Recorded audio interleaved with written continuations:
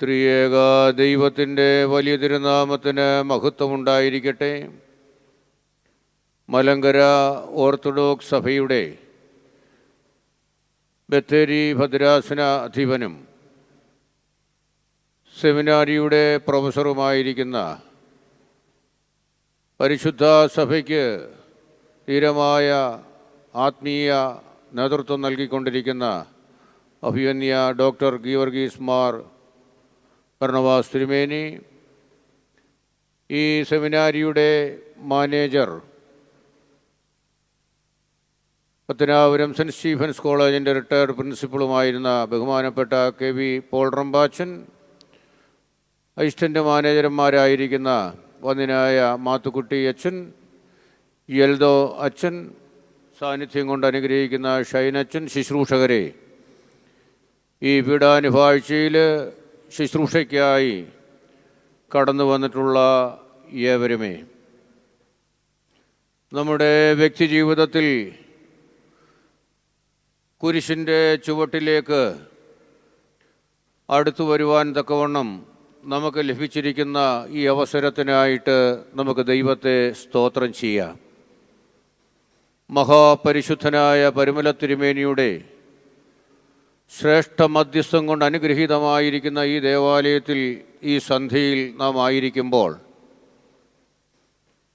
എൻ്റെയും നിങ്ങളുടെയും ജീവിതത്തിലെ ദൈവത്തിൻ്റെ കരുതലുകളെക്കുറിച്ച് തിരിഞ്ഞു നോക്കുവാൻ എനിക്ക് നിങ്ങൾക്കും ഇടയാകണം. ലോകത്തിലെ ഏറ്റവും വലിയ പുണ്യഭൂമിയായ കാൽവറിയിലാണ് നാം ആയിരിക്കുന്നത്. മനുഷ്യപുത്രൻ ജീവിക്കേണ്ടതിനു വേണ്ടി ദൈവപുത്രൻ മരക്കുരിശിൽ യാഗമായ പുണ്യഭൂമി.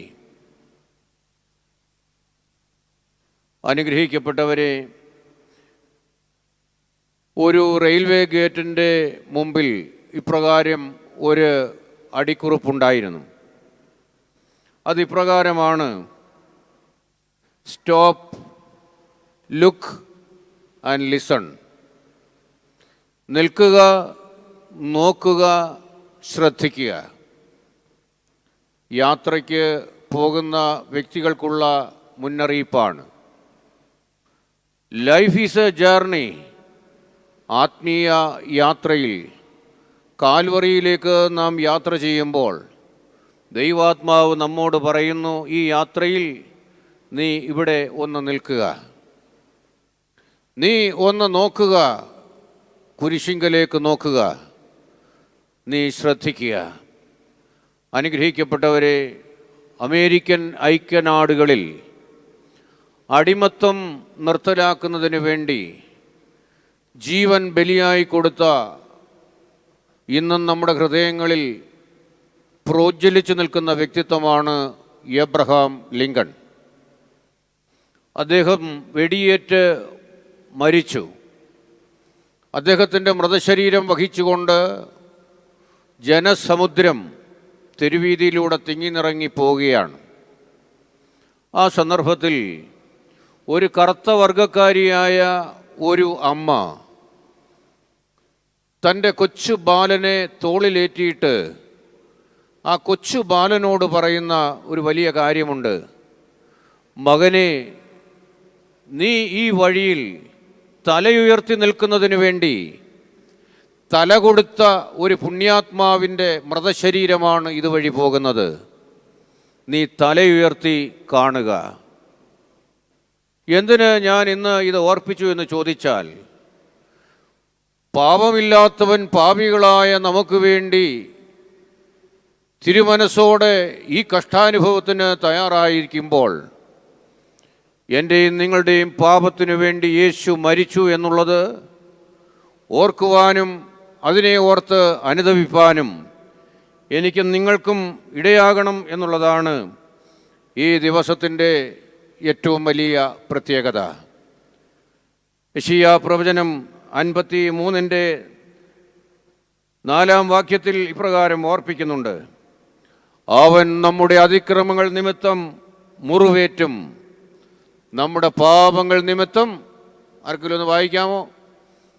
അവൻ നമ്മുടെ അതിക്രമങ്ങൾ നിമിത്തം മുറിവേറ്റും പാവങ്ങൾ നിമിത്തം തകർന്നും ഇരിക്കുന്നു.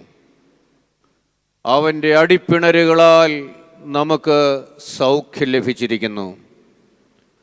അനുഗ്രഹിക്കപ്പെട്ടവരെ, ഞാനും നിങ്ങളും ഇന്ന് ഏറ്റവും വലിയ ഈ ലോകത്തിലെ അത്ഭുതം എന്ത് എന്ന് ചോദിച്ചാൽ, ഞാനും നിങ്ങളും ഇന്ന് ജീവനോടുകൂടെ ഇരിക്കുന്നു എന്നുള്ളതാണ്. ഇന്ന് നാം ഇവിടെ ക്ഷേമമായി ആരോഗ്യത്തോടുകൂടെ ഇരിക്കുമ്പോൾ ജീവിതത്തിൻ്റെ പലവിധ യാതനകളിലും വേദനകളിലും പെട്ട അനേകർ ദുഃഖ അനുഭവങ്ങളിലൂടെ കടന്നു പോകുന്നുണ്ട്. സങ്കീർത്തനക്കാരൻ പറയുന്നു, നീ എൻ്റെ കാലിനെ വീഴ്ചയിൽ നിന്നും കണ്ണിനെ കണ്ണുനീരിൽ നിന്നും പ്രാണനെ മരണത്തിൽ നിന്നും രക്ഷിച്ചിരിക്കുന്നു. അനുഗ്രഹിക്കപ്പെട്ടവരെ, ആ വലിയ കൃപകളെ നമുക്ക് നന്ദിയോടെ സ്തോത്രം ചെയ്യാം. ഈ പീഡാനുഭവാഴ്ചയിൽ കാൽവറിയുടെ ചുവട്ടിൽ, കുരിശിൻ്റെ ചുവട്ടിൽ നാം കടന്നു വന്നിരിക്കുമ്പോൾ യേശു നമുക്ക് വേണ്ടി യാഗമായി എന്നുള്ളത് എൻ്റെ ഹൃദയത്തിൽ ഓർമ്മയായി വരുവാനും അത് മറ്റുള്ളവരെ ഓർമ്മപ്പെടുത്തുവാനുമാണ് ഈ കൂടിവരവ് ദൈവം നമ്മളോട് ആവശ്യപ്പെടുന്നത്. Cross is the remembrance of Jesus Christ. യേശുവിനെ ഓർമ്മപ്പെടുത്തുന്നതാണ് കുരിശ്. ആംഗലേയ സാഹിത്യകാരനായ ടെന്നിസൺ തൻ്റെ സായാഹ്ന യാത്രയിൽ ഇങ്ങനെ മുന്നോട്ട് പോകുമ്പോൾ തനിക്ക് മുൻപരിചയമുള്ള ഒരു സ്ത്രീ അതുവഴി കടന്നു വരുന്നു. യാത്രയിലുള്ള ആ ചോദ്യം എന്ന നിലയിൽ ടെന്നിസൺ അവരോട് ചോദിക്കുന്ന ഒരു ചോദ്യമുണ്ട്, എന്തുണ്ട് വിശേഷം? ആ സന്ദർഭത്തിൽ നിഷ്കളങ്ക മനസ്സോടെ ആ സ്ത്രീ പറയുന്ന ഒരു മറുപടിയുണ്ട്. ടെന്നിസൺ, ഒരു വിശേഷമുണ്ട്, എനിക്കറിയാവുന്ന ഒരു വിശേഷം, യേശു പാപികൾക്ക് വേണ്ടി മരിച്ചു. ഇപ്പോൾ അല്പം പുച്ഛത്തോടുകൂടെ ടെന്നിസൺ പറയുന്ന ഒരു മറുപടിയുണ്ട് വീണ്ടും. അത് ഒരു വാർത്തയാണോ? അതൊരു പഴയ വാർത്തയല്ലേ? ആ സ്ത്രീ അല്പം വിനയാന്യതയായി ടെന്നിസനോട് പറയുന്ന ശക്തമായ മറുപടിയുണ്ട്, ടെന്നിസൺ, അങ്ങ് വലിയവനാണ്. യേശു പാപികൾക്ക് വേണ്ടി മരിച്ചു എന്നുള്ളത് പഴയ വാർത്തയാണ്. അത് പുതിയ വാർത്തയാണ്, അത് നല്ല വാർത്തയാണ്. അനുഗ്രഹിക്കപ്പെട്ടവരെ, ആ പഴയ വാർത്ത, ആ പുതിയ വാർത്ത, ആ നല്ല വാർത്ത ഈ കാലയളവിൽ നമുക്ക് ലോകത്തോട് ഉദ്ഘോഷിക്കാം. അതിനുവേണ്ടിയാണ് തമ്പുരാൻ നമുക്ക് ജീവനും ജീവിതവും നൽകിയിരിക്കുന്നത്. ഈ കഷ്ടാനുഭവത്തിൻ്റെ ഈ ദിവസത്തിൽ ഞാൻ പറഞ്ഞല്ലോ, cross is the remembrance of Jesus Christ. Cross is a problem, but crucified Christ is the only solution. ഇന്ന് പലർക്കും കുരിശാണ് പ്രശ്നം. പക്ഷേ മാനവജാതിക്ക് പരിഹാരവും ആശ്വാസവും ക്രൂസിഫൈഡ് ക്രൈസ്റ്റാണ്. Cross is a problem, but crucified Christ is the only solution. എൻ്റെയും നിങ്ങളുടെയും ജീവിതത്തിൽ യേശു പരിഹാരമായി, ആശ്വാസമായി ഇടപെട്ട നിമിഷങ്ങൾ ഏതെല്ലാം? അതെ, ഈ പീഡാനുഭവ ആഴ്ചയിൽ ഒന്നാമത് എനിക്ക് ഓർപ്പിക്കുവാനുള്ളത്, ക്രൂശിൻ്റെ സഹന വഴികളിലൂടെ യാത്ര ചെയ്യുവാൻ എനിക്കും നിങ്ങൾക്കും ഇടയാകട്ടെ. കുരിശിൻ്റെ വഴി സുഗമമായ പാതയല്ല, മറിച്ച് ഇടുങ്ങിയതും വേദനകളും യാതനകളും നിറഞ്ഞതാണ്. ഈ കുരിശിൻ്റെ വഴിയെ നമുക്ക് യാത്ര ചെയ്യാം. യാത്ര ചെയ്യും ഞാൻ ക്രൂശെ നോക്കി, യുദ്ധം ചെയ്യും ഞാൻ യേശുവിനായി, ജീവൻ വച്ചിടും രക്ഷകനായി,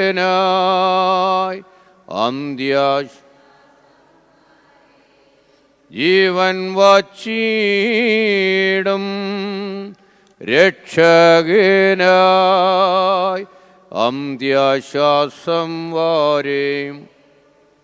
രണ്ടാമത്, ഈ പീഡാനുഭവാഴ്ചയിൽ നമ്മുടെ കഴിഞ്ഞകാല ജീവിതത്തിൽ മങ്ങിപ്പോയ ആത്മീയ നിറങ്ങളെ നമുക്ക് വീണ്ടെടുക്കാം.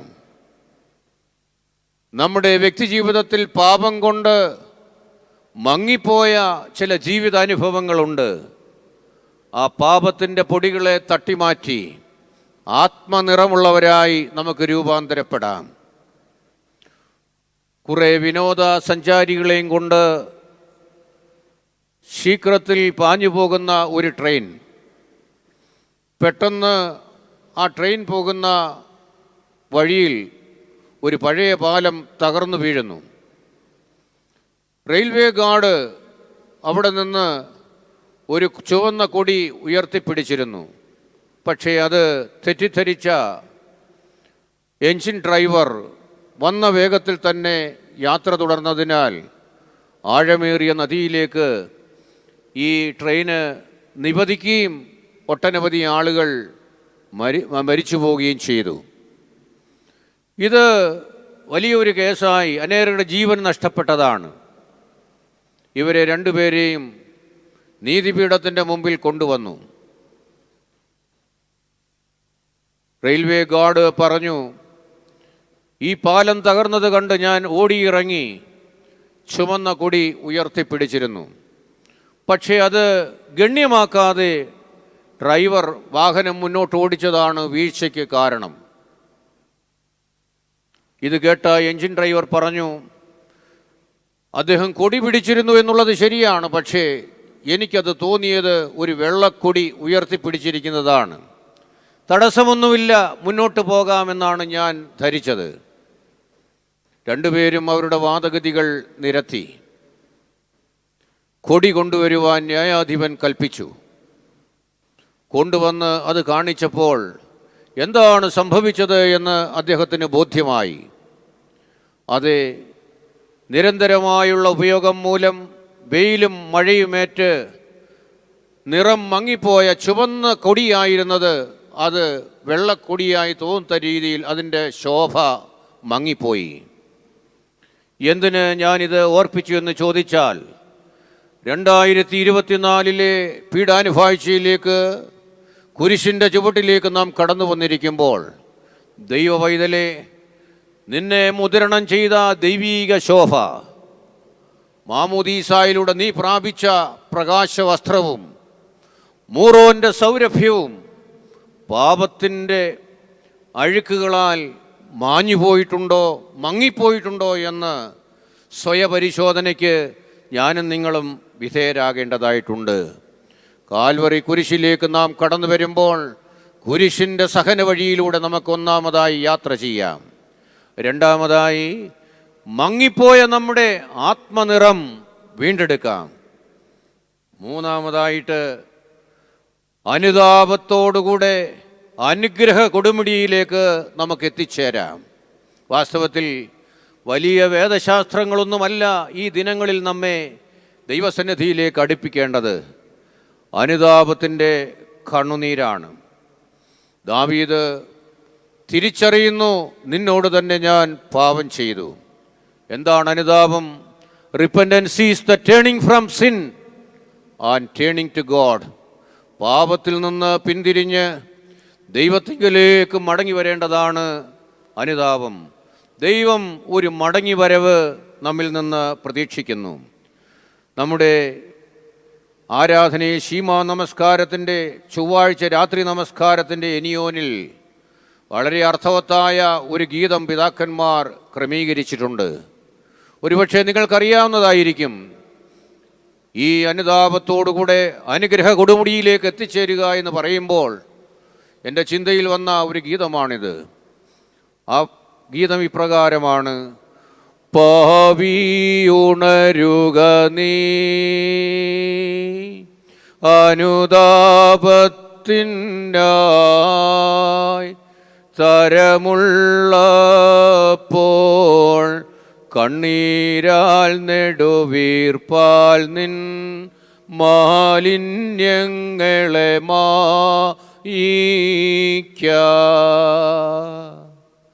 വേഗം ക്ഷമ നേടാൻ ഉണ്ടാഗ്രഹമെങ്കിൽ ദൈവസമക്ഷം സങ്കടപൂർവം കേഴുക നിൻ അപരാധങ്ങളെ മോചിക്കും. ഒളിവിൽ ചെയ്തോരൻ മലിനതകളെയോർത്ത് ഇളകിയിടും നേൻ. മനുജാസ്നേഹി സർവേശ കനിവന്മേൽ തോന്നിയിടേണമേ. ഇത് അനുതാപത്തിനായിട്ടുള്ള ഒരു ഉണർത്തുപാട്ടാണ്. പാവി നീ ഉണരുക. കർത്താവിൽ പ്രിയ സഹോദര എന്നല്ല പറഞ്ഞത്, പിന്നെ പാവി നീ ഉണരുക. എന്തിന്? അനുതാപത്തിനായിട്ട്. എങ്ങനെ അനുതാപം? കണ്ണുനീരാൽ, നെടുവീർപ്പാൽ നിന്റെ പാപങ്ങളെ തമ്പുരാൻ മോചിക്കും. കുരിശിൻ്റെ ചുവട്ടിൽ അനുതാപത്തിൻ്റെ കണ്ണുനീര് നമുക്ക് അർപ്പിക്കാം. ഞാൻ എൻ്റെ പൗരോഹിത്യ ശുശ്രൂഷയിലെ ഒരനുഭവം നിങ്ങളെ ഓർപ്പിക്കട്ടെ. ഒരു 10-30 വർഷത്തിന് മുമ്പുള്ള ഒരു ആത്മീയ അനുഭവമാണ്. ഇന്നത്തെ പോലെ വാഹനങ്ങളോ ഭവനങ്ങളുടെ ആധുനിക ക്രമീകരണങ്ങളോ സൗകര്യങ്ങളോ ഒന്നുമില്ല. ഞാൻ ചെന്ന ഇടവകയിൽ ഭവനം സന്ദർശിക്കുവാനായിട്ട് പോയത് നോമ്പിൻ്റെ ദിവസങ്ങളിൽ ആണല്ലോ. ഉച്ചവരെ ഫ്രീ ആകും. ഒരു വലിയ ഇടവകയാണ്. അങ്ങനെ ഞാൻ ചെല്ലുമ്പോൾ ഒരു കല്ലുകൊണ്ട് കെട്ടിയതായ തേച്ചിട്ടില്ലാത്ത ഒരു ഭവനം, പണ്ടത്തെ ചാക്ക് ഷീറ്റ് മേൽക്കൂരയായിട്ടുള്ള ഒരു ഭവനം. അവിടെ 3 മക്കളുണ്ട്. അതിലെ മൂത്ത മകളെ 19ാമത്തെ വയസ്സിൽ വിവാഹം കഴിച്ചയച്ചു. അവളുടെ കുടുംബജീവിതത്തിൻ്റെ സന്തോഷമെന്ന നിലയിൽ അവൾക്ക് അവളുടെ ഉദരത്തിൽ ഒരു കുഞ്ഞ് ജന്മം കൊണ്ടു. ആ കുടുംബം ആഹ്ലാദിച്ചു. ഒരു 2-3 മാസം കഴിഞ്ഞപ്പോൾ സന്തോഷമായിരുന്ന ഭവനം നെടുവീർപ്പിൻ്റെയും വിലാപത്തിൻ്റെയും ഭവനമായി മാറി. എന്ത്? തങ്ങളുടെ മൂത്ത മകൾ കുടുംബജീവിതത്തിൽ പ്രവേശിച്ചവൾ അവളുടെ ഉദരത്തിൽ ഒരു കുഞ്ഞിനെ പേറുന്ന സന്ദർഭത്തിൽ അവൾ വികലങ്ങളായ, സുബോധമില്ലാത്തതായ ചേഷ്ടകൾ കാണിക്കുവാൻ തുടങ്ങി. ഒരു ഭ്രാന്തിയെ പോലെ അതും ഇതും പറഞ്ഞ്, അതും ഇതും എടുത്തെറിഞ്ഞ്, അരുതാത്തത് സംസാരിച്ച് വളരെ പ്രശ്നങ്ങൾ ആ കുടുംബത്തിലുണ്ടാകുകയാണ്. എങ്ങനെ പെട്ടെന്നിങ്ങനെ ഒരു മാറ്റം ഉണ്ടായി? ആ കാലഘട്ടത്തിലെ ആശുപത്രികളൊക്കെ സന്ദർശിച്ചു.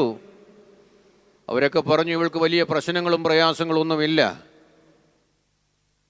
നിങ്ങൾ ദൈവസന്നിധിയിൽ ഒരു ക്രിസ്തീയ ഡോക്ടറെ കൊണ്ട് കാണിച്ച് നിങ്ങൾ പ്രാർത്ഥിക്ക്. നോമ്പ് കാലഘട്ടമാണല്ലോ. അദ്ദേഹം കൊടുത്ത ഉപദേശമായിരുന്നു, വൈദ്യശാസ്ത്രത്തിന് കഴിയാത്തത് സ്വർഗത്തിലെ ദൈവത്തിന് സാധ്യമാകും. നീ അനുതാപത്തോടെ കണ്ണുനീരൊഴുക്കുമെങ്കിൽ.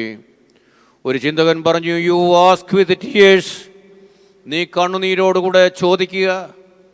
യു നോക്ക് വിത്ത് പേഷ്യൻസ്, ക്ഷമയോടുകൂടെ മുട്ടുക. യു ആസ്ക് വിത്ത് ടിയേഴ്സ്, കണ്ണുനീര് തോകുമ്പോൾ മനസ്സലിയുന്ന ഒരു ദൈവമുണ്ട്. നമ്മുടെ ജീവിതത്തിൻ്റെ ചില പ്രയാസങ്ങളും പ്രശ്നങ്ങളുമാണ് നമ്മളെ കൂടുതൽ കണ്ണുനീരൊഴുക്കുവാൻ പ്രേരിപ്പിക്കുന്നത്.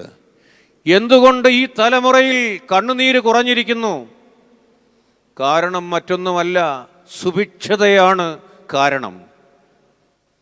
ഈ വേനൽക്കാലം എൻ്റെയും നിങ്ങളുടെയും ഇവിടെ ഇരിക്കുന്ന പ്രായമുള്ളവരുടെയും ജീവിതത്തിലെ ഒരു തിരിച്ചറിവിൻ്റെയും തിരിഞ്ഞുനോട്ടത്തിൻ്റെയും കാലയളവാണ്. എന്താണെന്നറിയാമോ? അതൊരു മുന്നൊരുക്കത്തിൻ്റെ കാലമാണ് ഈ വേനൽക്കാലം. എന്താ മുന്നൊരുക്കം? ഈ വേനൽക്കാലത്ത് തെങ്ങിൻ്റെ ഓലകളൊക്കെ വെട്ടി കെട്ടുകളാക്കി ആറ്റിലോ കായലിലോ കൊണ്ടുവന്ന് കുതിർത്ത് വല്യമ്മച്ചിമാർ മിടഞ്ഞ് നിന്റെ പഴയ ഓലപ്പുരകളുടെ മേൽക്കൂരകൾ ഇളക്കി മേയുന്ന കാലഘട്ടമായിരുന്നു. കാരണം ഒരിടവപ്പാതി ജൂൺ മാസത്തിൽ, ജൂലൈ മാസത്തിൽ ശക്തമായ മഴ നിനക്ക് വേണ്ടി കാത്തിരിക്കുന്നു. അനുഗ്രഹിക്കപ്പെട്ടവരെ, അന്ന് ചോരുന്ന പെര കണ്ട്, വിശക്കുന്ന മക്കളെ കണ്ട് ഉടുവസ്ത്രത്തിനും അറുവസ്ത്രമില്ലാതെ നിലവിളിച്ചിരുന്ന നമ്മുടെ അമ്മമാർ, എന്നാൽ ഇന്ന് ചോരാത്ത മേൽക്കൂരയും അനവധിയായ വസ്ത്രങ്ങളും, നീ കുഴിക്കാതെ നിറഞ്ഞിരിക്കുന്ന കിണറുകളും, നീ നട്ടുണ്ടാക്കാതെ ഉണ്ടായിരിക്കുന്ന ഒലിവൃക്ഷങ്ങളും ആയതുപോലെ തന്നെ സമൃദ്ധിയായ എല്ലാം വന്നപ്പോൾ നിന്നെ അടിമ വീടായ മിസ്രയീമിൽ നിന്ന് പാലും തേനും ഒഴുകുന്ന കനാനിലേക്ക് കൂട്ടിക്കൊണ്ടുവന്ന ദൈവത്തെ നീ മറന്നുപോയി. അതുകൊണ്ടാണ് കണ്ണുനീർ വറ്റിപ്പോയിരിക്കുന്നത്. പറയട്ടെ, ഞാൻ ആ കുഞ്ഞിൻ്റെ തലയ്ക്ക് പിടിച്ചൊക്കെ പ്രാർത്ഥിച്ചു. ഞാൻ പറഞ്ഞു, നോമ്പാണല്ലോ, നിങ്ങളൊക്കെ നോമ്പ് അനുഷ്ഠിക്കുക. അന്നത്തെ കാലഘട്ടത്തിൽ ഒരു 400 നൂറ്റാണ്ടിന് മുമ്പുണ്ട സംഭവം. അവർ നോമ്പ് നോറ്റു ഈ കുഞ്ഞിന് വേണ്ടി. എന്നിട്ട് ഞാൻ അവരോട് പറഞ്ഞു, ഇവൾക്ക് ശാരീരിക ക്ലേശങ്ങളും പ്രയാസങ്ങളും ഒക്കെ ഉണ്ടെങ്കിലും നിങ്ങൾ ദുഃഖവെള്ളിയാഴ്ചയിൽ ഈ മകളെയും കൊണ്ട് ദേവാലയത്തിൽ വന്ന് കുരിശ് കുമ്പിടണം. ഞാൻ എന്നിട്ട് പിന്നീട് 1-2 പ്രാവശ്യമൊക്കെ ലാൻഡ് ഫോണിനുള്ള ഒരു സന്ദർഭം മാത്രമേ ഉള്ളൂ. അവരെ വിളിച്ചു, അന്വേഷിച്ചു, കുറവുണ്ടെന്നൊക്കെ പറഞ്ഞു. എങ്കിലും അസ്വസ്ഥതകൾ ഉണ്ടച്ച എന്ന് പറഞ്ഞു. ഞാൻ വീണ്ടും ഓർപ്പിച്ചു, ദുഃഖവെള്ളിയാഴ്ചയിൽ കുരിശിൽ വന്ന് കുമ്പിടണം. അവർ വന്നു. ആയിരക്കണക്കിന് ആളുകൾ വരുന്ന ഒരു പള്ളിയാണ്. അവർ വന്നു. ഞാൻ ശ്രദ്ധിച്ചു, ഈ അമ്മ, നൊന്ത് പ്രസവിച്ച ഒരമ്മയ്ക്ക് തൻ്റെ മകളുടെ ഗർഭാവസ്ഥയിൽ ഒരു ഭ്രാന്തിയെപ്പോലെ അലറുന്നതും അസ്വസ്ഥതകൾ ഉണ്ടാക്കുന്നതും എങ്ങനെ കാണുവാൻ കഴിയും? അമ്മയുടെ നൊമ്പരം, അമ്മയുടെ ദുഃഖം തീവ്രമായിരുന്നു. അമ്മ അവളെ കയ്യിൽ പിടിച്ചു കൊണ്ടുവന്ന് അവർ രണ്ടുപേരും കൂടെ ഒന്നിച്ച് കുരിശിൻ്റെ ചുവട്ടിൽ മുട്ടുകുത്തി. അമ്മയുടെ കണ്ണുനീർ അവിടെ വീണു. അവരുടെ നേർച്ച അവിടെ സമർപ്പിച്ചു. അവർ മടങ്ങിപ്പോയി. അനുഗ്രഹിക്കപ്പെട്ടവരെ, ഒരു 10-30 വർഷത്തിന് മുമ്പുള്ള അനുഭവമാണല്ലോ പറയുന്നത്. അന്ന് വെറും 4 മാസമായി ഉദരത്തിൽ ചുവന്ന കുഞ്ഞ്, പിന്നീട് ആ മകള് ഈ കുരിശിനെ സ്പർശിച്ചപ്പോൾ അവളുടെ സകല ബന്ധനങ്ങളും വേദനകളും നീങ്ങിപ്പോവുകയാണ്. 2024 പീഡാനുഭവാഴ്ചയിൽ കുരിശ് കുമ്പിടുവാനായിട്ട് ഒരുങ്ങുന്ന സഹോദര, നീ നിൻ്റെ ജീവിതത്തിൻ്റെ വേദനകളും യാതനകളും ഭാരങ്ങളും മുള്ളുകളും പേറിയാണ് കടന്നു വരുന്നതെങ്കിൽ, കണ്ണുനീരോടെ കൂടെ നീ അവിടെ ഒന്ന് സ്പർശിക്കുമെങ്കിൽ നിശ്ചയമായും നിനക്ക് അത്ഭുതം പ്രാപിക്കുവാൻ കഴിയും. എങ്ങനെ? The master's touch made the difference. യജമാനൻ്റെ സ്പർശനം വലിയ മാറ്റം ഉണ്ടാക്കി. മഹാപരിശുദ്ധനായ പരിമല തിരുമേനിയുടെ മധ്യസ്ഥം കൊണ്ട് ശ്രേഷ്ഠമായി ഈ ദേവാലയത്തിൻ്റെ പീഡാനുഭവ ശുശ്രൂഷയിലേക്ക് നാം കടന്നു വരുമ്പോൾ നാം മുത്തുന്നത് രക്ഷകനായ യേശുവിനെയാണ്. തീർന്നില്ല, തക്ക സമയത്ത് അവൾ ഒരു ആൺകുഞ്ഞിന് ജന്മം നൽകി. പിന്നീട് 2 കുഞ്ഞുങ്ങൾ, 3 കുഞ്ഞുങ്ങളുടെ അമ്മയായി. അടുത്ത കാലത്തും ഞാൻ അറിഞ്ഞു, അവിടെ മൂത്ത മകൻ, അന്ന് പ്രയാസമുള്ള മകൻ, 2 വർഷത്തിന് മുമ്പ് വിവാഹിതനായി. ഞാൻ പറഞ്ഞു വന്നത്, വൈദ്യശാസ്ത്രം കൈമലർത്തുമ്പോൾ ചില വ്യാധികൾ, ചില ബന്ധനങ്ങൾ, ചില വേദനകൾ ഇല്ലാതാക്കുവാൻ സ്വർഗത്തിലെ ദൈവം ശക്തനാണ്. അനുതാപത്തോടെ അനുഗ്രഹ കൊടുമുടിയിലേക്ക് കയറുവാൻ ഈ നോമ്പ് നമ്മെ പ്രാപ്തമാക്കട്ടെ. 4-മതായി, ത്യാഗത്തിലൂടെ നിന്റെ യാഗം പൂർത്തീകരിക്കുക. നോമ്പ് ചില നൊമ്പരങ്ങൾ നമുക്ക് സമ്മാനിക്കുന്നതാണ്. സ്വയമേ നാം വരിക്കുന്ന ചില നൊമ്പരങ്ങൾ, ഭക്ഷണമൊക്കെ വർജിച്ച് ചിലതിനെയൊക്കെ ആർജിക്കുവാനും ചിലതൊക്കെ വേണ്ട എന്ന് വെക്കുവാനും ഒക്കെയുള്ള ചില നൊമ്പരങ്ങൾ ഏറ്റുവരുന്ന നൊമ്പരോത്സവമാണ് നോമ്പിൻ്റെ ദിനങ്ങൾ എന്ന് പറയുന്നത്. ഇന്ന് നമ്മൾ ആഗ്രഹിക്കുന്നത് എന്ത്? വലിയ നൊമ്പരങ്ങളൊന്നുമില്ലാതെ നമുക്ക് അനുഗ്രഹങ്ങൾ പ്രാപിക്കണം. രക്ഷാസൈന്യ സഭയുടെ സ്ഥാപകനായ വില്യം ബൂത്ത് ആ കാലഘട്ടത്തിലെ 5 അപജയങ്ങളെക്കുറിച്ച് അദ്ദേഹം പറഞ്ഞു, ആ കാലഘട്ടത്തിൻ്റെ 1-മത്തെ അപജയം റിലീജിയൻ വിത്തൗട്ട് ഹോളി സ്പിരിറ്റ്, പരിശുദ്ധാത്മാവില്ലാത്ത മതാത്മകത, മതജീവിതം. 2-മത് അദ്ദേഹം പറഞ്ഞു, ഫെയ്ത്ത് വിത്തൗട്ട് റിപ്പൻറ്റൻസ്, അനുതാപമില്ലാത്ത വിശ്വാസം, കർമ്മങ്ങളിലും ആചാരങ്ങളിലും പൈതൃകങ്ങളിലും അഭിമാനിക്കുകയും വിശ്വാസത്തിൻ്റെ ആഴങ്ങളിൽ നിന്ന് പിന്മാറുകയും ചെയ്യുന്ന ദുഃഖാവസ്ഥ. മൂന്നാമത് അദ്ദേഹം പറഞ്ഞു, ക്രിസ്ത്യാനിറ്റി വിത്തൗട്ട് ക്രൈസ്റ്റ്, ക്രിസ്തു ഇല്ലാത്ത ക്രിസ്ത്യാനിത്വം. അതിൻ്റെ വിശദാംശങ്ങൾ മണിക്കൂറുകളെടുക്കുവാനുണ്ടെങ്കിലും സമയം അതിനനുയോജ്യമല്ല എന്നുള്ളത് കൊണ്ട് ഞാൻ ദീർഘിപ്പിക്കുന്നില്ല. നാലാമത് അദ്ദേഹം പറഞ്ഞു, ഞാനിപ്പോൾ പറഞ്ഞത് എന്താ, വർഷിപ്പ് വിത്തൗട്ട് സാക്രിഫൈസ്, ത്യാഗമില്ലാത്ത യാഗം. 2024 ദുഃഖവെള്ളിയാഴ്ചയിലേക്കും ഉയർപ്പിലേക്കും നാം കടന്നു വരുമ്പോൾ ഈ വർഷത്തെ നോമ്പിൽ എനിക്ക് എന്ത് ത്യാഗം ദൈവത്തിനു വേണ്ടി അർപ്പിക്കുവാൻ സാധ്യമായിട്ടുണ്ട്? എന്തെങ്കിലും നൊമ്പരങ്ങൾ, എന്തെങ്കിലും വേദനകൾ, എന്തെങ്കിലും നഷ്ടങ്ങൾ നിൻ്റെ വ്യക്തി ജീവിതത്തിൽ ഉണ്ടായിട്ടുണ്ടോ എന്ന് സ്വയപരിശോധന നടത്തുക. അതെ, ത്യാഗത്തിലൂടെ യാഗം പൂർത്തീകരിക്കുക.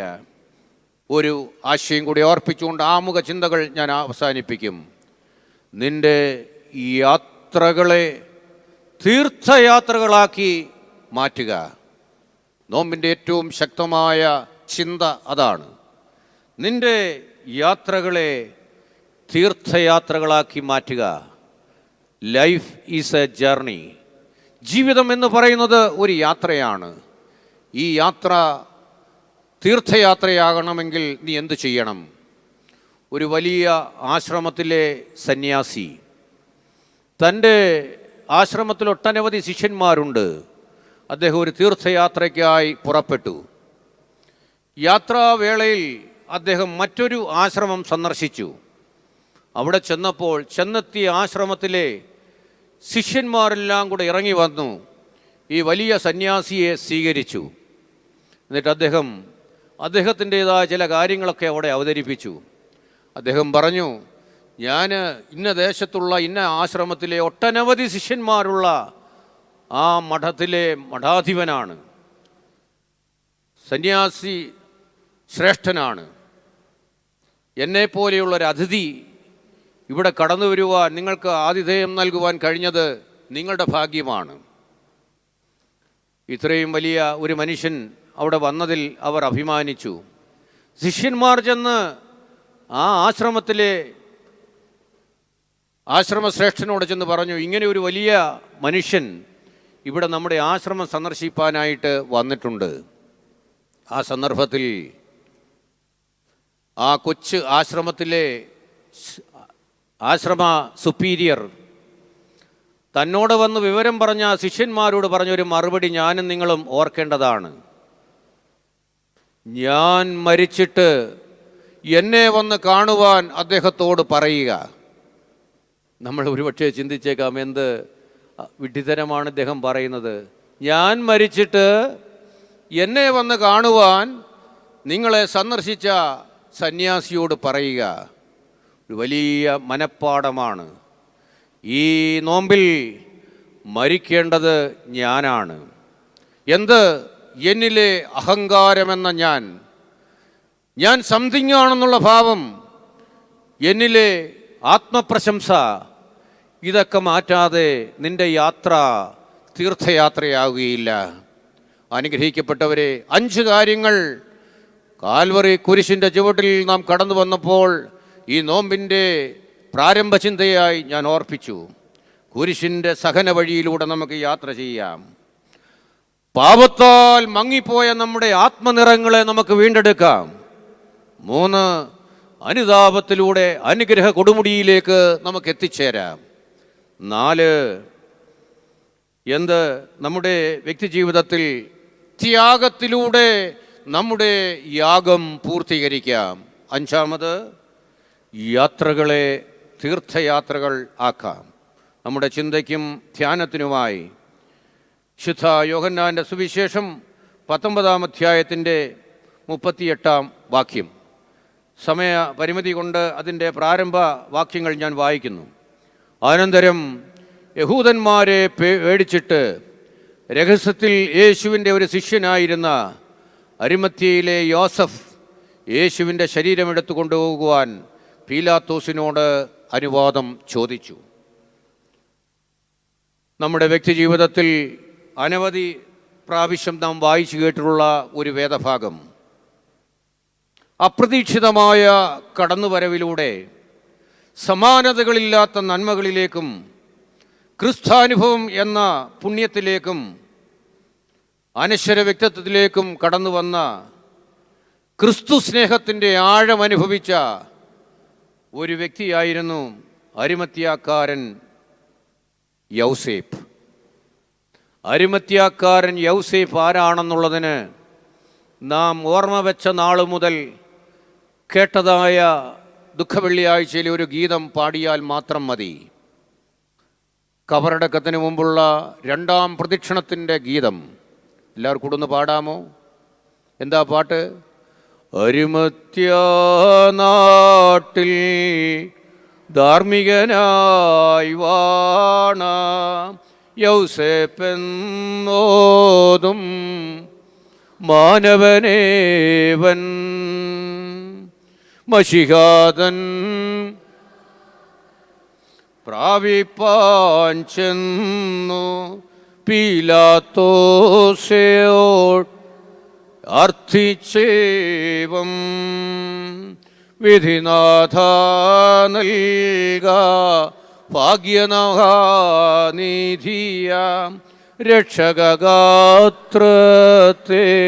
സംസ്കാരം ചെയ്യട്ടെ. അവനെ യൂദന്മാർ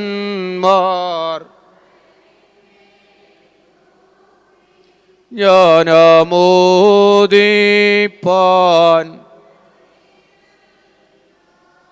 എന്തിനാണ് ഈ പാട്ട് ഞാൻ ഓർപ്പിച്ചതെന്ന് പാടിയതെന്നോ ചിന്തിച്ചാൽ, ചിലരൊക്കെ വളരെ പരിഹാസത്തോടുകൂടെ ചോദിക്കുന്ന ഒരു ചോദ്യമുണ്ട്. എന്തിനാണ് എല്ലാ വർഷവും ഈ ക്രിസ്മസും ഈ പെസഹായും ഈ ദുഃഖവെള്ളിയും ഈ ഉയർപ്പുമൊക്കെ ആവർത്തിക്കുന്നത്? യേശു ഒരിക്കലായി കുരിശുമരണം വരിച്ചു, അവൻ ഉയർത്തെഴുന്നേറ്റു. ഇതൊക്കെ വെറും ചടങ്ങുകളും കർമ്മങ്ങളുമല്ലേ? അത് ആവർത്തിക്കേണ്ട ആവശ്യമുണ്ടോ? വേദപുസ്തകത്തിലില്ലാത്ത എന്തോ ഒക്കെ നിങ്ങൾ ഓർത്തഡോക്സുകാർ അനുവർത്തിച്ച് ആരാധനയായി നടത്തുന്നു. ഞാൻ ഓർപ്പിച്ച വിശുദ്ധ യോഹന്നാൻ്റെ സുവിശേഷം 19-ാം അധ്യായത്തിൻ്റെ 38 മുതലുള്ള വാക്യം വായിക്കുന്നതാണ് ഞാൻ ഈ ഓർപ്പിച്ച പ്രദക്ഷിണ ഗീതം. അപ്പോൾ നമ്മുടെ ആരാധനയിലെ ഗീതങ്ങളെല്ലാം വേദപുസ്തക വചനങ്ങളുടെ അടിസ്ഥാനത്തിലുള്ളതാണ് എന്ന് തിരിച്ചറിയുവാനും ഓർപ്പിക്കുവാനും വേണ്ടിയാണ് ഞാനിത് പാടിയതും ആ വേദഭാഗം വായിച്ചതും. 4 സുവിശേഷകരും ഒരേ സ്വരത്തിൽ അവതരിപ്പിക്കുന്ന, ഒരേ സന്ദർഭമായി സൂചിപ്പിക്കുന്ന വ്യക്തിത്വമാണ് അരിമത്യാക്കാരൻ യൗസേപ്പ്. വിശുദ്ധ മത്തായിയുടെ സുവിശേഷം 21-ാം അധ്യായത്തിൻ്റെ 57-ാം വാക്യം, മാർക്കോസിൻ്റെ സുവിശേഷം 15-ന്റെ 43-ാം വാക്യം, വിശുദ്ധ ലൂക്കോസിൻ്റെ സുവിശേഷം 23-ന്റെ 50-ാം വാക്യം, വിശുദ്ധ യോഹന്നാൻ്റെ സുവിശേഷം 19-ന്റെ 38-ാം വാക്യം. അരിമത്യ എന്ന സ്ഥലം യെരുശലേമിന് വടക്ക് പടിഞ്ഞാറ് ഷെപ്പേല താഴ്വര പ്രദേശത്ത് ലുദ്ദ പട്ടണത്തിൽ നിന്ന് ഏകദേശം 10 കിലോമീറ്ററായി വടക്ക് സ്ഥിതി ചെയ്യുന്ന ഒരു ഉൾപ്രദേശമാണ്. അഭിമന്യ തിരുമേനിക്ക് അദ്ദേഹത്തിൻ്റെ ഉപരിപഠന കാലത്തും അദ്ദേഹത്തിൻ്റെ പൗരോഹിത്യ ശുശ്രൂഷ കാലത്തൊക്കെ ഇതൊക്കെ കേതിൽ കണ്ട് ബോധ്യപ്പെടുവാനും അതിനെയൊക്കെ ഉൾക്കൊള്ളുവാനുമൊക്കെ കഴിഞ്ഞിട്ടുണ്ട് എന്നുള്ളതും ഞാൻ അഭിമാനത്തോടു കൂടെ ഓർക്കുകയാണ്. ഞാനതിൻ്റെ വിശദാംശങ്ങളിലേക്ക് കടക്കുന്നില്ല. യെരുശലേമിൻ്റെ ഉൾപ്രദേശത്തെ ഒരു സാധാരണ സ്ഥലത്ത് ജനിച്ച് വളർന്ന് മുന്നോട്ട് വന്ന ഒരു വ്യക്തി, കർത്താവിൻ്റെ ജനനം മുതൽ കാലിത്തൊഴുത്ത് മുതൽ കാൽവറി വരെ നാം യാത്ര ചെയ്യുന്നെങ്കിൽ എത്രയോ വ്യക്തിത്വങ്ങളെ നമുക്ക് പരിചയപ്പെടുവാനായിട്ട് സാധിക്കും, അല്ലേ? ഇവിടെ ഈ ദിവസത്തിൽ ധ്യാനചിന്തയായി അരിമത്യാക്കാരൻ യൗസേപ്പിൻ്റെ ജീവിതത്തിൽ ക്രിസ്തു എങ്ങനെ സ്വാധീനിച്ചു, അവൻ എങ്ങനെ ക്രിസ്തുവിൻ്റെ ആ വലിയ അനുഗ്രഹത്തിന് പാത്രമായി, ആ വ്യക്തിയെക്കുറിച്ച് ചിന്തിക്കുമ്പോൾ നാം എന്തായി തീരണം ഈ നോമ്പിൻ്റെ ദിനങ്ങളിൽ എന്നുള്ള 7 ചിന്തകൾ അക്കമിട്ടോർപ്പിച്ചുകൊണ്ട് അനുവദിച്ചിട്ടുള്ള സമയപരിധിക്കുള്ളിൽ ഞാൻ എൻ്റെ വാക്കുകളെ ചുരുക്കുന്നതാണ്. ഒന്നാമതായി ഈ വ്യക്തിയെക്കുറിച്ച് പറഞ്ഞിരിക്കുന്നത് അദ്ദേഹം ക്രിസ്തുവിൻ്റെ രഹസ്യ ശിഷ്യനായിരുന്നു. വിശുദ്ധ യോഹന്നാൻ 19:38. എൻ്റെ ഒരു ചിന്തയിൽ ഞാൻ അതിന് ഉപയോഗിക്കുന്ന തലക്കെട്ട് ക്രിസ്തുവിന് ഹൃദയത്തിൽ ഇടം നൽകിയവനായിരുന്നു അരിമത്യാക്കാരൻ യൗസേപ്പ്. ക്രിസ്തുവിന് ഹൃദയത്തിൽ ഇടം നൽകുക. അനുഗ്രഹിക്കപ്പെട്ടവരെ, ഈ ദീർഘമായ ശുശ്രൂഷകളിലേക്കും ധ്യാനത്തിലേക്കും നാം കടന്നു വരുമ്പോൾ നമ്മുടെ ഹൃദയത്തിൽ ബാഹ്യമായ കർമ്മങ്ങളെക്കാൾ ഉപരിയായി ഹൃദയാന്തർഭാഗത്ത് വന്ന് മുട്ടുന്ന യേശുവിൻ്റെ സാന്നിധ്യം തിരിച്ചറിയുവാൻ നമുക്ക് കഴിയുന്നുണ്ടോ? നാം ചിന്തിക്കുക, വിലയിരുത്തുക. ഒരിക്കൽ ഒരു പുതിയ ദേവാലയത്തിൽ പുതുതായി നിയമിക്കപ്പെട്ട വൈദികൻ പൗരോഹിത്യ ശുശ്രൂഷ ഭാഗമായി ഭവനങ്ങൾ സന്ദർശിക്കുന്നു. അദ്ദേഹം ഒരു ഭവനത്തിൽ ചെല്ലുമ്പോൾ ഗൃഹനായകൻ ജോലിക്ക് പോയിരുന്നു. 2-3 കുഞ്ഞുങ്ങളും ഗൃഹനായികയും അവിടെയുണ്ട്. പല കുശലങ്ങളും അന്വേഷിച്ചിട്ട് അദ്ദേഹം പ്രധാനമായും അവരോട് ചോദിച്ച ഒരു ചോദ്യം, ക്രിസ്തു ഈ ഭവനത്തിൽ ഉണ്ടോ? ഇതെന്തൊരു അച്ഛനാ, ഇവിടുത്തെ അച്ഛനായത് ഇല്ലേ? എന്തെല്ലാം കാര്യങ്ങൾ അച്ഛന് ചോദിക്കാനുണ്ട്. അച്ഛൻ ചോദിച്ചിരിക്കുന്ന ചോദ്യം എന്താ? നിങ്ങളൊന്ന് പറഞ്ഞേ. നിങ്ങൾക്ക് ഇച്ചിരി ശബ്ദം ഉയർത്താൻ ധ്യാനമാണെങ്കിലും കേട്ടോ. ക്രിസ്തു ഈ ഭവനത്തിലുണ്ടോ? അപ്പോൾ അത്ര രസിക്കാത്ത ഗൃഹനായകൻ പറഞ്ഞു, വൈകിട്ട് വന്നപ്പോൾ ഭാര്യ പറഞ്ഞു, നമ്മുടെ പുതിയ അച്ഛൻ വന്നു, വീടൊക്കെ സന്ദർശിച്ചു. അച്ഛൻ എന്തോ ചോദിച്ചു. അച്ഛൻ എന്നോട് ചോദിക്കുക, ക്രിസ്തു ഈ ഭവനത്തിലുണ്ടോ എന്ന്. അപ്പോൾ അയാൾ പറഞ്ഞു, നിനക്ക് അച്ഛനോട് പറയാമായിരുന്നില്ലേ ഞങ്ങൾ പുരാതന സഭയിലെ അംഗങ്ങളും ഇന്ന കുടുംബക്കാരുമാണെന്ന്? അപ്പോൾ അവൾ അല്പം ആശങ്കയോടെ പറഞ്ഞു, നമ്മുടെ അച്ഛൻ അതല്ലല്ലോ എന്നോട് ചോദിച്ചത്. എന്താ ചോദിച്ചത്? ക്രിസ്തു ഈ ഭവനത്തിലുണ്ടോ? രണ്ടാമത് അയാൾ പറഞ്ഞു, അങ്ങനെയെങ്കിൽ നിനക്ക് പറയാമായിരുന്നില്ലേ ഞങ്ങൾ പള്ളിയിൽ പതിവായി പോകുന്നവരും പള്ളിക്ക് കൊടുക്കേണ്ടതെല്ലാം കൊടുക്കുന്നവരും സ്ഥാനങ്ങളും പദവികളുമൊക്കെ വഹിച്ചിട്ടുള്ളവരുമാണെന്ന്? ഇന്നത്തെ നമ്മുടെ ആത്മീയാനുഭവത്തിലെ ഒരു വലിയ അലങ്കാരം അതാണല്ലോ. ഈ സ്ത്രീ പറഞ്ഞു, എന്നോട് അത് അച്ഛൻ ചോദിച്ചില്ല, പിന്നെ എങ്ങനെയാണ് ഞാൻ പറയുന്നത്? അനുഗ്രഹിക്കപ്പെട്ടവരെ, ആ സാധു സ്ത്രീയുടെ ഒരു പരുങ്ങൽ, ക്രിസ്തു ഈ ഭവനത്തിലുണ്ടോ? നോമ്പിലും ധ്യാനത്തിലുമായി കടന്നു വന്നിരിക്കുമ്പോൾ നമ്മോട് ചോദിക്കുന്നു, ക്രിസ്തു നിന്റെ ജീവിതത്തിൽ ഉണ്ടോ? എന്തുകൊണ്ട് ഇവൻ രഹസ്യ ശിഷ്യനായി തീർന്നു? യഹൂദന്മാർ യേശുവിനെ വെറുത്തിരുന്നു. യേശുവിനെ ആരെങ്കിലും അനുഗമിക്കുന്നു എന്ന് പറഞ്ഞാൽ അവനെ ആ മതത്തിൽ നിന്ന് പോലും പുറത്താക്കുമായിരുന്നു. അത് ഭയന്ന് അവൻ ക്രിസ്തുവിനെ തിരിച്ചറിയുകയും അവൻ്റെ ഉള്ളിൽ പ്രതിഷ്ഠിക്കുകയും ചെയ്തു. എന്താണ് അവനെ ക്രിസ്തു സ്നേഹത്തിലേക്കും രഹസ്യ ശിഷ്യത്വത്തിലേക്കും ആകർഷിച്ചത്? അതായത് ക്രിസ്തുവിൻ്റെ സ്നേഹം ആയിരുന്നു. പൗലോസ് ശ്ലീഹ പറയുന്നുണ്ടല്ലോ, ക്രിസ്തുവിൻ്റെ സ്നേഹം എന്നെ നിർബന്ധിക്കുന്നു. എന്തായിരുന്നു യേശുവിൻ്റെ സ്നേഹം?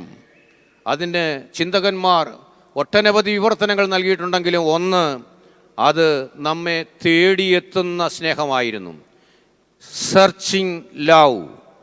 രണ്ടാമത് അത് കെയറിങ് ലവ് ആയിരുന്നു, നമ്മെ അന്വേഷിക്കുന്ന സ്നേഹം, കരുതുന്ന സ്നേഹം. മൂന്നാമത് അത് സൗഖ്യമാക്കുന്ന സ്നേഹമായിരുന്നു. നാലാമത് അത് പങ്കിടുന്ന സ്നേഹമായിരുന്നു. അഞ്ചാമത് അത് ഐഡൻറ്റിഫൈങ് ലവ് ആയിരുന്നു, താതാത്മ്യപ്പെടുന്ന ഇറങ്ങി വരുന്ന സ്നേഹമായിരുന്നു. ആറാമത് അത് ട്രാൻസ്ഫോമിങ്, രൂപാന്തരപ്പെടുത്തുന്ന സ്നേഹമായിരുന്നു.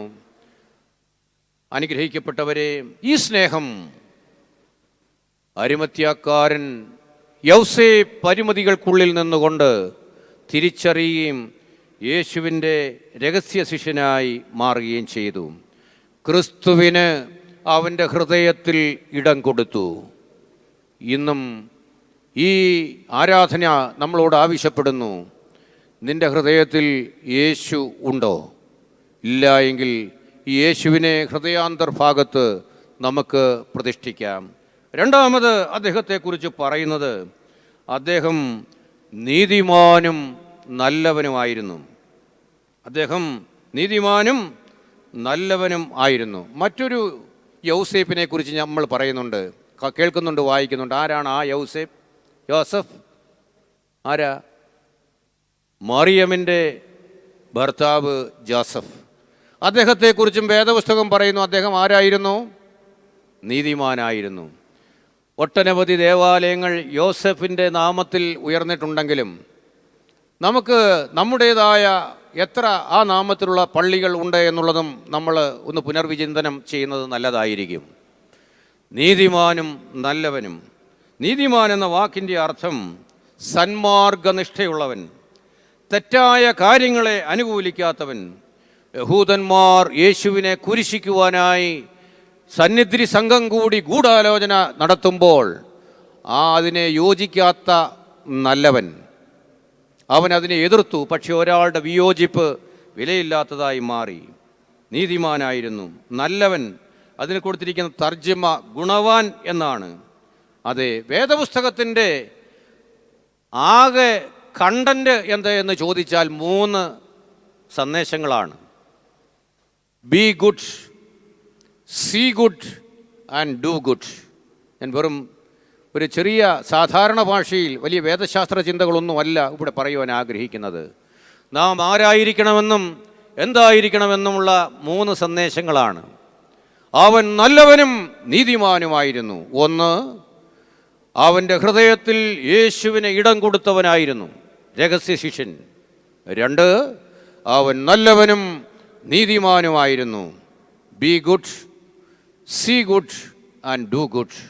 നോമ്പിൻ്റെ ഈ ധ്യാന ദിവസത്തിൽ ദൈവാത്മാവ് നമ്മോട് ആവശ്യപ്പെടുന്നതും ഈ വലിയ ചിന്തയാണ്. മൂന്നാമതായി ഇദ്ദേഹത്തെക്കുറിച്ച് ഈ ദൈവവചനം ഓർപ്പിക്കുന്നത്, കുരിശിലേറിയ ക്രിസ്തുവിൻ്റെ രക്ഷാകരമായ പ്രവൃത്തിക്ക് സാക്ഷിയും ദൈവരാജ്യത്തിനു വേണ്ടി കാത്തിരുന്നവനുമായിരുന്നു യൗസേപ്പ്. ദൈവരാജ്യത്തിനു വേണ്ടി കാത്തിരുന്നവനായിരുന്നു ജോസഫ്. അവൻ യേശുവിൻ്റെ പരശുരൂഷ കാലത്ത് കണ്ടതും കേട്ടതും അനുഭവിച്ചതും അകലെ മാറി നിന്ന് കണ്ടതാണ്. അടുത്തു വരുവാൻ അവന് സ്വാതന്ത്ര്യമില്ലായിരുന്നു. അകലെ നിന്ന് കണ്ടത് സാക്ഷിച്ചു.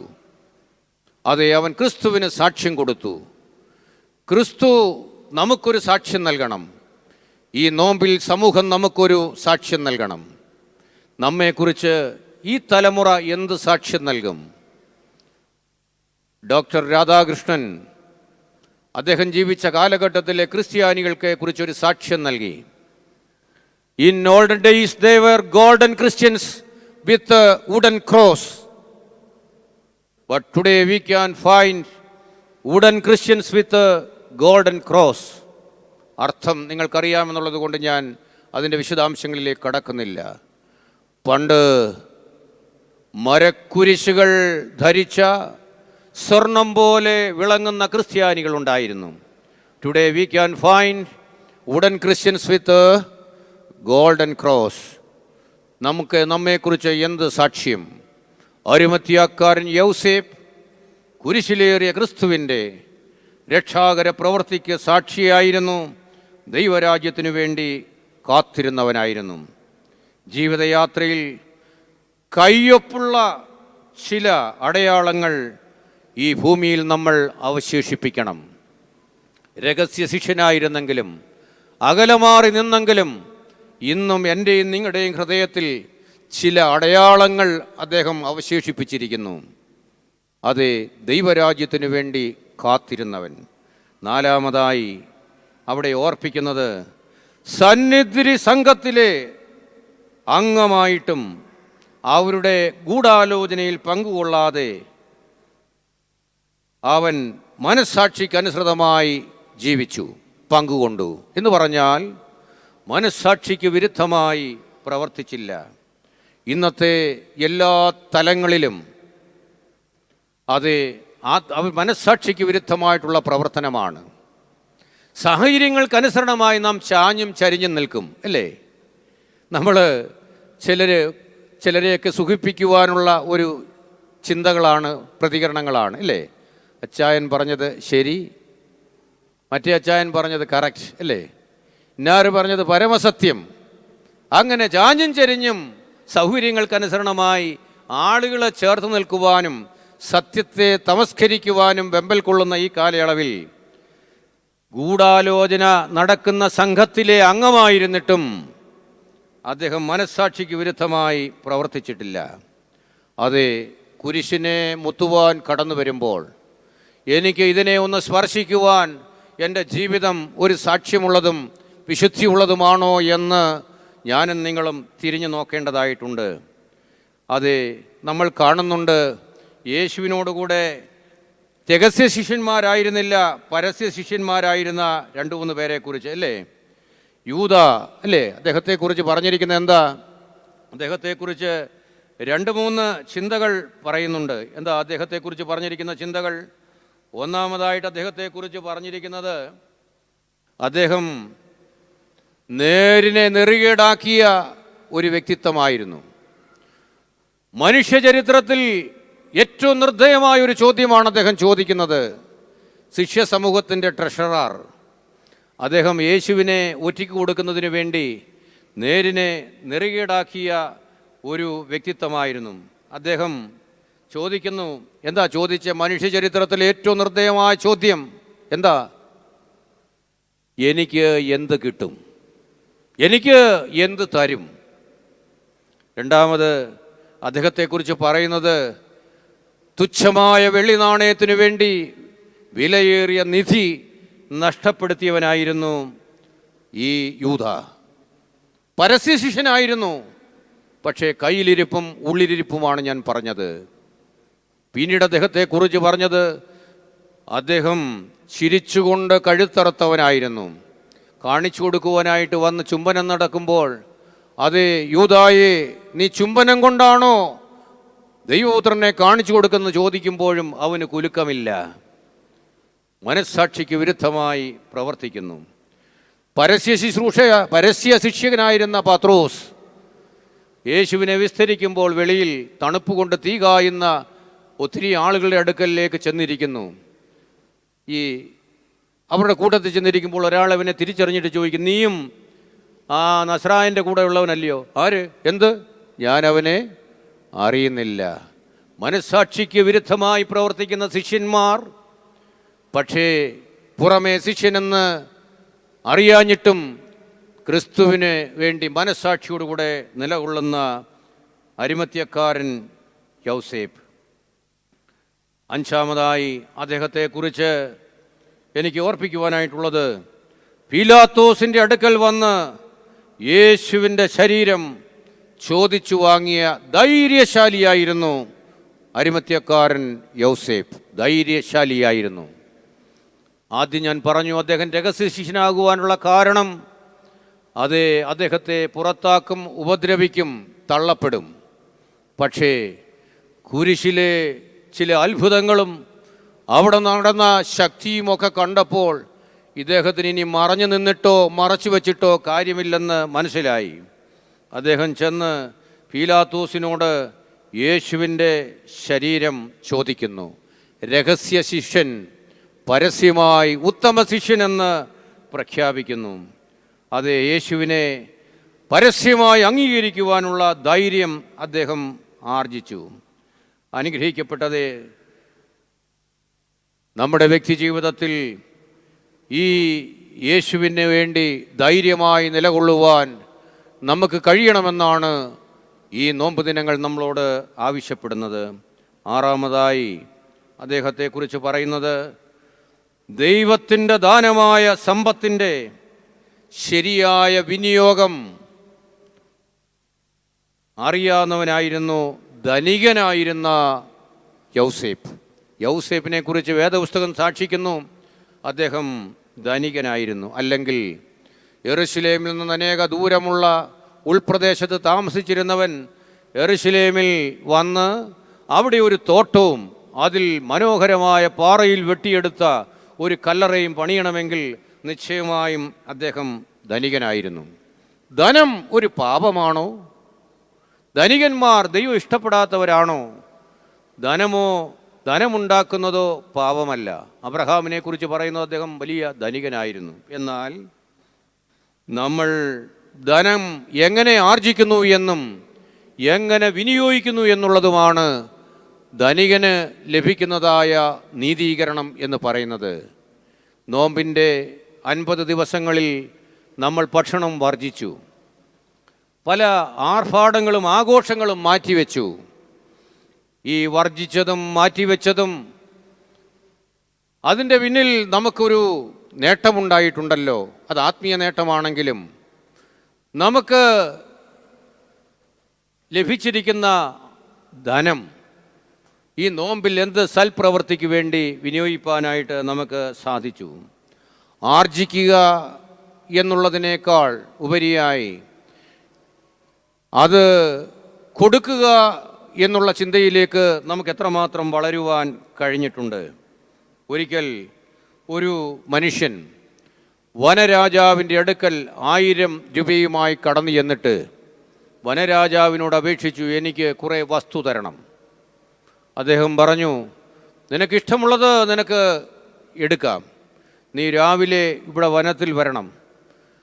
രാവിലെ നീ നടന്ന് തിരിച്ച് ഇവിടെ എൻ്റെ അടുക്കൽ വരുന്നതുവരെ നീ നടന്ന് കവർ ചെയ്യുന്ന ആ സ്ഥലം മുഴുവനും നിൻ്റേതായിരിക്കും. നല്ല വരം കിട്ടിയ ഈ മനുഷ്യൻ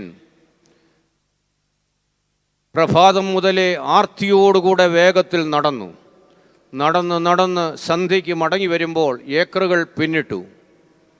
അതെ, വന്ന് തളർന്നു വീഴുകയാണ് വനരാജാവിൻ്റെ മുമ്പിൽ. രക്തം ഛർദ്ദിച്ച് അവിടെ കുഴഞ്ഞു വീണ് മരിക്കുകയാണ്. വനരാജാവ് പറയുന്നുണ്ട്, 1000 രൂപ കൊണ്ട് 10,000 ഏക്കർ കരസ്ഥമാക്കിയ ഇവനും കൊടുക്കുക 6 അടി മണ്ണിൻ്റെ അവകാശം. ഇന്ന് ജീവിതത്തിൻ്റെ വലിയ നേട്ടങ്ങൾക്കായി വിശ്രമമില്ലാതെ പരക്കം പായുന്ന ആധുനിക മനുഷ്യ, നിൻ്റെ അവകാശവും നിൻ്റെ സമ്പാദ്യവും എൻ്റെയും നമ്മുടേതും 6 അടി മണ്ണ് മാത്രമാണ്. ഒരു വിശ്വാസിയുടെ കൊട്ടാരം 6 അടി മണ്ണാകുന്ന കല്ലറയാണ്. ഈ കല്ലറയിൽ വാസം ചെയ്യുന്ന നമ്മളെ ദൈവപുത്രൻ വിളിക്കുന്ന ഒരു വലിയ ദിവസമുണ്ട് എന്നും ഈ അരിമത്യാക്കാരൻ യൗസേപ്പിൻ്റെ ഈ ത്യാഗവും സാക്ഷ്യവും നമ്മെ ഓർപ്പിക്കുകയാണ്. അതെ, ദാനമായി ലഭിച്ച ധനം അതിൻ്റെ ഉപയോഗം അറിയാവുന്ന ധനികനായിരുന്നു അരിമത്യാക്കാരൻ യൗസേപ്പ്. അതുകൊണ്ട് ഈ നോമ്പിൽ നമ്മൾ അറിയേണ്ടത്, വലിയ ധനം വാരിക്കൂട്ടുന്നതല്ല ജീവിതത്തിൻ്റെ സൗഭാഗ്യം. സദൃശവാക്യങ്ങളിൽ 30-7 മുതൽ 9 വരെയുള്ള വാക്യങ്ങളിൽ ശ്രദ്ധേയമായ ഒരു പ്രാർത്ഥനയുണ്ട്. വീട്ടിൽ പോയി നമ്മൾ വായിക്കുന്നത് നല്ലതാണ്. എന്താ അവിടെ ഇപ്രകാരം ഓർപ്പിക്കുന്നു, യഹോവേ, ഞാൻ 2 കാര്യങ്ങൾ നിന്നോട് അപേക്ഷിക്കുന്നു, അത് ജീവപര്യന്തം എനിക്ക് നിഷേധിക്കരുതേ. എന്താ? വ്യാജവും ഭോഷ്കും എന്നോട് അകറ്റണമേ. രണ്ടാമത് പറയുന്നു, ദാരിദ്ര്യവും സമ്പത്തും എനിക്ക് തരരുതേ. അങ്ങനെ നമ്മൾ ആരെങ്കിലും പ്രാർത്ഥിക്കുമോ?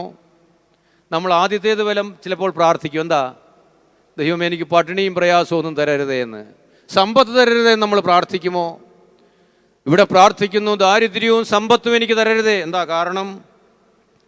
ഞാൻ തൃപ്തനായി തീർന്നിട്ട് യഹോവ ആരെന്ന് ചോദിക്കുവാനും. വലിയ ധനമൊക്കെ ആയി വരുമ്പോഴേ ദൈവത്തെ പോലും ചോദ്യം ചെയ്യും, ദൈവം ആരാ? ഞാൻ തൃപ്തനായി തീർന്നിട്ട് ദൈവം ആരെന്ന് ചോദിക്കുവാനോ, ഇനിയും മഹാദരിദ്രനായി തീർന്നിട്ട് മോഷ്ടിച്ചാൽ കള്ളനെന്ന പേരുദോഷമുണ്ടാകുവാനോ ഇടയാകാതെ നിത്യവൃത്തി തന്നെ നടത്തണമേ. ജീവിതത്തിൻ്റെ ഏറ്റവും വലിയ സമ്പാദ്യം എന്ത്? കലഹത്തോടുകൂടിയ യാഗഭോജനത്തേക്കാൾ അനുഗ്രഹിക്കപ്പെട്ടവരെ ഉള്ളതുകൊണ്ടുള്ള സമാധാനവും സന്തോഷവുമാണ്.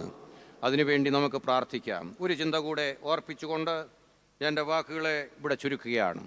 ഏഴാമതായും അവസാനമായും അരിമത്യാക്കാരൻ യൗസേപ്പിൻ്റെ ക്രിസ്തുവുമായിട്ടുള്ള ജീവിതത്തിൽ അദ്ദേഹത്തെക്കുറിച്ച് ഓർപ്പിക്കുന്നത് തനിക്കായി ഒരുക്കിയത് ക്രിസ്തുവിനായി സമർപ്പിച്ചവനായിരുന്നു ജോസഫ്. യെരുശലേമിൽ അവിടെ ഇന്ന് സന്ദർശിക്കുന്നവർക്ക് കാണുവാനും സന്ദർശിക്കുവാനും കഴിയുന്ന ഒരു വലിയ പുണ്യമാണ് കല്ലറപ്പള്ളി. യേശുവിനെ കൊണ്ടുവച്ച ആ പാറ എന്ന് പറയുന്നെങ്കിലും അത് നമ്മളെ ചില അനുഭവങ്ങളിലേക്ക് വിരൽ ചൂണ്ടുന്നു.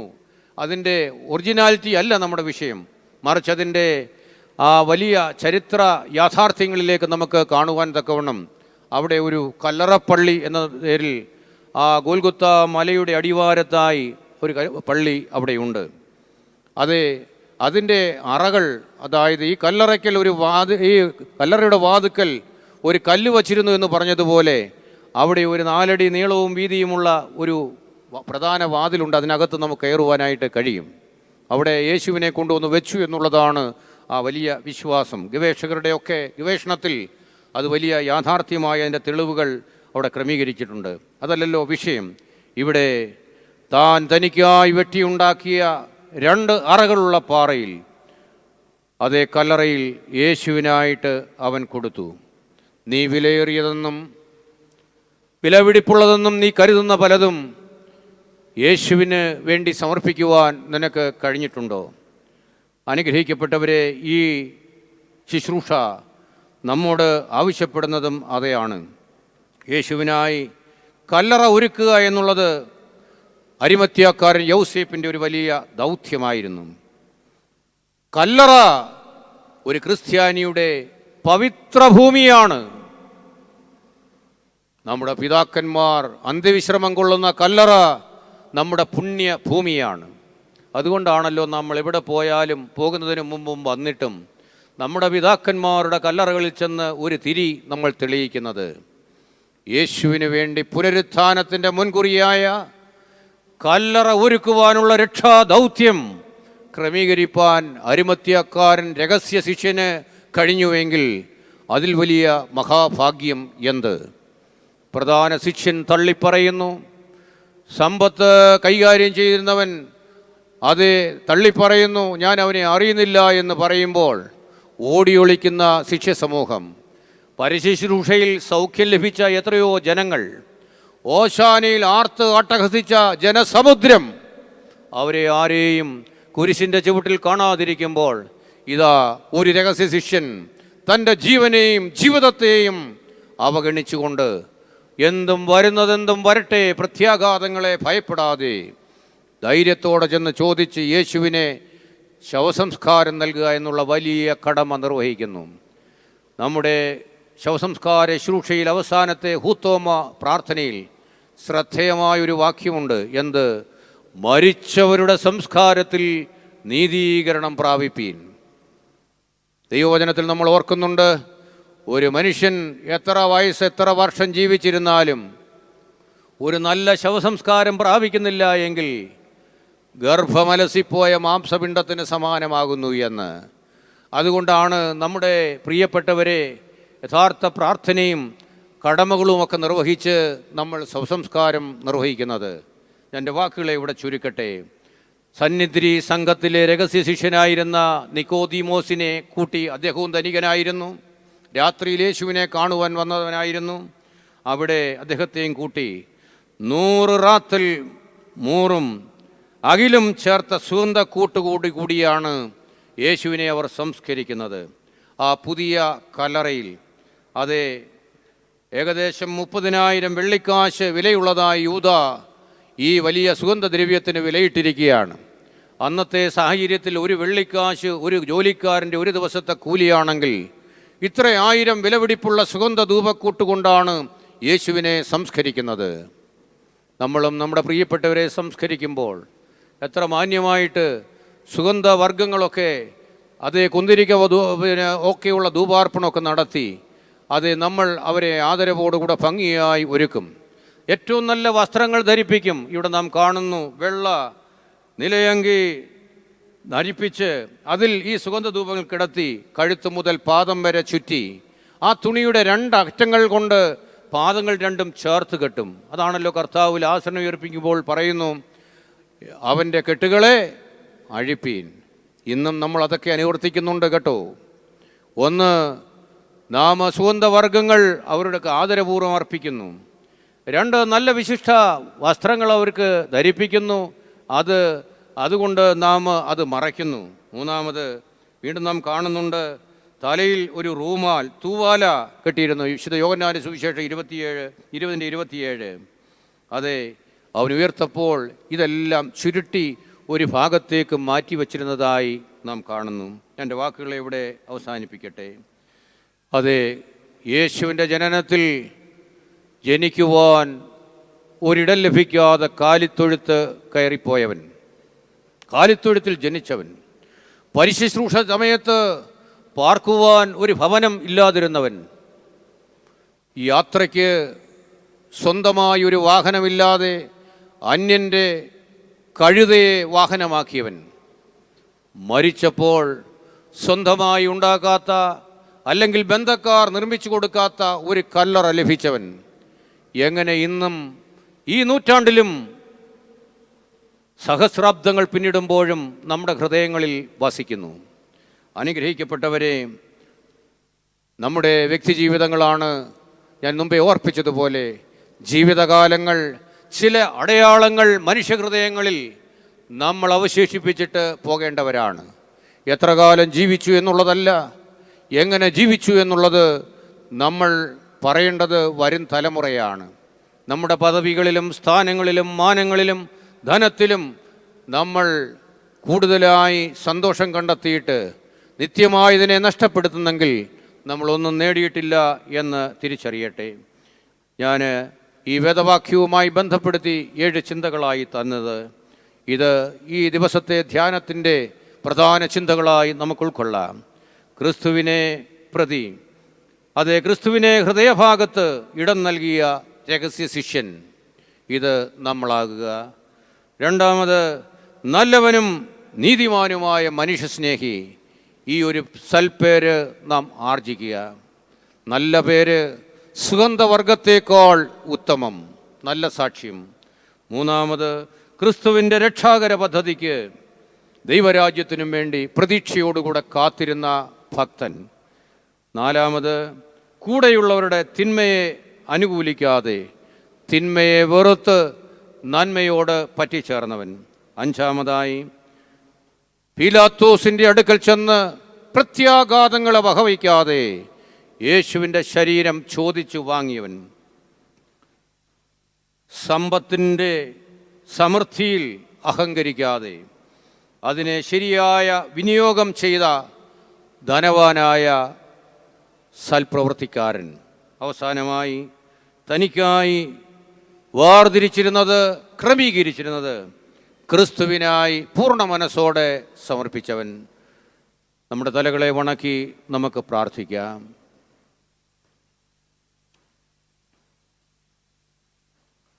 ക്രൂശിൽ കണ്ടു ഞാൻ നിൻ സ്നേഹത്തെ, ആഴമറിഞ്ഞോ നിൻ ത്യാഗത്തെ. സർവശക്തനും മഹാകാരുണ്യവാനുമായ ദൈവമേ, നിന്നെ കുരിശിൽ ദർശിപ്പാനും ഒരു കുരിശുമരമുണ്ടെങ്കിൽ, ഒരു കുരിശ് തറപ്പുണ്ടെങ്കിൽ ഒരു ഉയർത്തെഴുന്നേൽപ്പുണ്ട് എന്ന് ഞങ്ങൾക്കറിയുവാനും അനുഭവിപ്പാനും തക്കവണ്ണം ആ വലിയ ത്യാഗത്തെ ഓർത്ത് ഞങ്ങളിതാ നിൻ്റെ കുരിശിൻ്റെ ചുവട്ടിൽ സമ്മേളിച്ചിരിക്കുന്നു. അവിടുന്ന് ഞങ്ങളോട് ചോദിക്കുന്ന ഒരു വലിയ ചോദ്യമുണ്ട്. മക്കളെ, ഞാൻ നിനക്ക് വേണ്ടി ക്രൂശിൽ യാഗമായി, നിനക്ക് വേണ്ടി ഞാൻ വേദന സഹിച്ചു, നിനക്ക് വേണ്ടി ഞാൻ പങ്കപ്പാടുകളേറ്റു, നീ എനിക്ക് വേണ്ടി എന്ത് സഹിച്ചിട്ടുണ്ട്? എൻ്റെ കർത്താവേ, എൻ്റെ പാപനിമിത്തം ഞാൻ നിന്നെ വേദനിപ്പിച്ചിട്ടുണ്ടെങ്കിൽ ഈ കുരിശിൻ്റെ ചുവട്ടിൽ നിന്ന് ഞാനൊരു തീരുമാനമെടുക്കുന്നു. പാപത്തെ സ്നേഹിപ്പാൻ ഞാനിനി പോകുകയില്ല. നിൻ്റെ മക്കളായി ഞങ്ങൾ ജീവിക്കും. സർവശക്തനായ ദൈവമേ, ക്രിസ്ത്യാനിയെന്നും സഭ അംഗമെന്നും ജീവിതത്തിൻ്റെ പലവിധ നേട്ടങ്ങളിൽ അഭിമാനിക്കുന്ന ഞാൻ എൻ്റെ ഹൃദയത്തിൽ നിനക്ക് ഇടം നൽകുവാൻ ഒരുങ്ങിയിട്ടുണ്ടോ എന്നുള്ള ചോദ്യം വചനത്തിലൂടെ ഞങ്ങളോട് ചോദിച്ചുവല്ലോ. കർത്താവേ, നീ ഞങ്ങളുടെ ഹൃദയത്തിലേക്ക് കടന്നു വരുവാൻ ആഗ്രഹിക്കുമ്പോൾ നിനക്കായി ഹൃദയാന്തർഭാഗം തുറന്നു തരുവാൻ വചനകേൾവിയും ആരാധനയും ഞങ്ങളെ അനുഗ്രഹിക്കണമേ. നാമമാത്ര ക്രിസ്ത്യാനികളായിട്ടല്ല, മറിച്ച് കർത്താവെ, അനുതാപത്തിലൂടെ അനുഗ്രഹ കൊടുമുടിയിലേക്ക് യാത്ര ചെയ്യുന്നവരായിരിക്കാൻ ഞങ്ങളെ നീ സഹായിക്കണമേ. ഈ ശുശ്രൂഷകൾക്ക് പരിശുദ്ധ സഭയെ ഓർത്ത് ഞങ്ങൾ പ്രാർത്ഥിക്കുന്നു. ഈ ശുശ്രൂഷകൾക്കൊക്കെ നേതൃത്വം നൽകുന്ന അഭിമന്യ പിതാവിനെ ഓർത്ത് പ്രാർത്ഥിക്കുന്നു. ആചാര്യശ്രേഷ്ഠന്മാരെ, ശമ്മാശന്മാരെ, ശുശ്രൂഷകരെ ഒക്കെ ഓർത്ത് പ്രാർത്ഥിക്കുന്നു. കർത്താവെ, ഈ പീഡാനുഭവ ആഴ്ചയിൽ അവിടുത്തെ ത്യാഗത്തെക്കുറിച്ചും യാഗത്തെക്കുറിച്ചും കാൽവറിയിൽ നിന്നുള്ള വലിയ ഉയർപ്പിനെക്കുറിച്ചൊക്കെ ഞങ്ങൾ ധ്യാനിക്കുമ്പോൾ കർത്താവെ, അതിൽ ഞങ്ങൾ പങ്കാളികളാകുകയും ഉയർപ്പിൻ്റെ വലിയ വിജയത്തിലേക്ക് സന്തോഷത്തിലേക്ക് നയിപ്പാൻ ഞങ്ങളെ സഹായിക്കണമേ. സഭയുടെ കൊമ്പിനെ നീ ഉയർത്തേണമേ. ഇടവകളെ അനുഗ്രഹിക്കണമേ. വിശ്വാസികളായ ജനസംഘത്തെ കാത്തുകൊള്ളണമേ. വാർദ്ധക്യത്തിൽ കഴിയുന്നവരെ അവിടുന്ന് സംരക്ഷിക്കണമേ. ഇന്ന് ഞങ്ങൾ ആരോഗ്യത്തോടുകൂടെ ആയിരിക്കുമ്പോൾ കർത്താവെ, രോഗത്തിലും പീഡയിലും വേദനയിലും മാരക രോഗങ്ങളിലുമായി അനേകർ ആശുപത്രികളിലും ഭവനങ്ങളിലുമായിരിക്കുന്നു.